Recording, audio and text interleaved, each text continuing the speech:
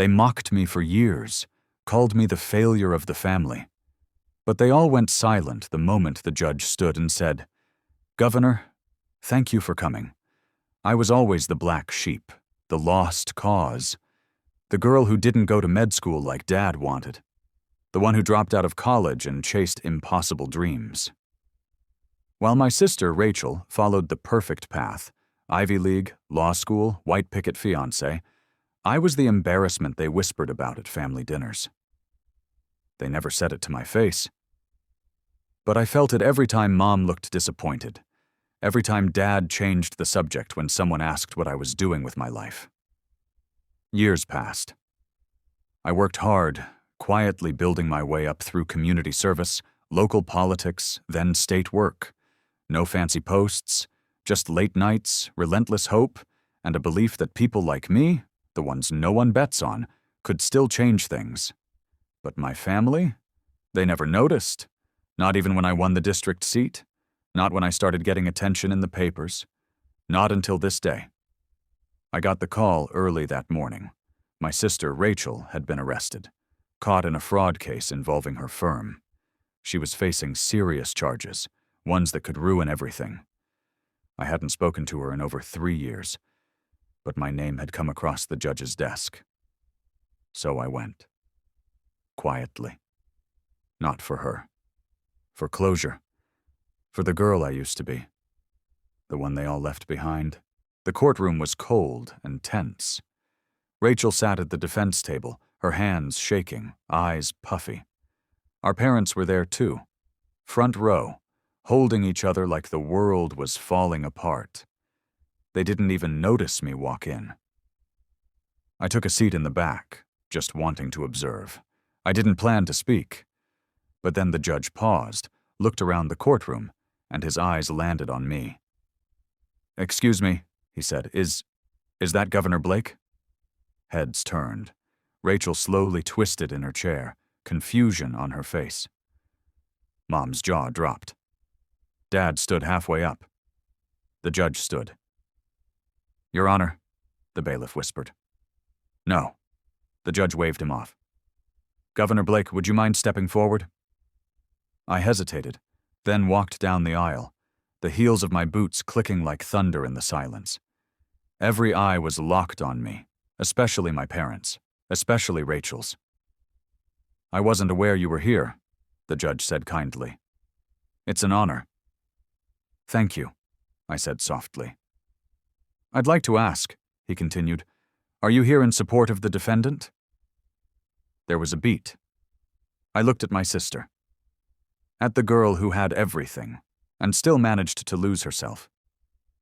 "I'm here because no matter how far you rise, you never forget where you came from, even when they forgot you." The courtroom stayed quiet. My mother had tears in her eyes. Dad looked like the floor had disappeared beneath him. Rachel? She couldn't look at me, and for the first time in my life, I wasn't the disappointment anymore. After court recessed, I walked out into the hallway. My heart was pounding, not from nerves, but from the weight of years I'd carried silently. That's when my mother approached me. She didn't speak at first, just stood there, blinking, trying to form the words. "Governor?" she finally whispered, like it physically hurt to say it. "You're really the governor?" I nodded. "Elected last fall. It was in the news, Mom." She looked away, ashamed. We thought you were still doing those little city jobs." "You never asked." Then came Dad, the man who once told me I'd never make it without a real degree. "Why didn't you tell us?" he asked, trying to hide the shake in his voice. "Would you have listened?" I replied. Rachel came next. Her makeup was smeared, her confidence shattered. I didn't know what I was doing, okay? I got caught up in things I didn't understand." I didn't scold her. I didn't hug her either. I just looked her in the eyes. "I used to look up to you." She nodded slowly. "I know. I'm sorry." I walked past them all without another word, stepping out into the sunlight. The world looked different now. Not because it had changed, but because I had. For once, I wasn't begging to be seen. I was the headline. And the silence they gave me for years? That was over. Weeks later, the media got wind of the story. The forgotten daughter who rose to power while her golden child sister faced prison time. I didn't comment. I didn't need to. My work spoke louder than gossip. I focused on the people who believed in me when no one else did. My team. The communities I fought for. The young girls who wrote letters saying, "I didn't know someone like me could be governor." That was my real family now. Rachel took a plea deal.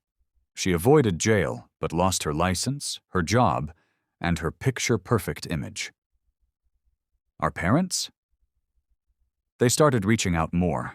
I responded, but only with the same energy they used on me all those years. Polite, distant, controlled. One afternoon, I was asked to speak at a university. After the speech, a girl in the front row raised her hand and asked, "What do you say to people who call you a failure?" I smiled. I say thank you, because every time someone doubted me, they helped build the fire that got me here. She clapped. So did the rest of the room. And in that moment, I realized the best revenge isn't proving them wrong. It's proving yourself right. Know someone chasing dreams no one else believes in? Share this story with them and remind them the underdog always hits hardest when no one sees them coming.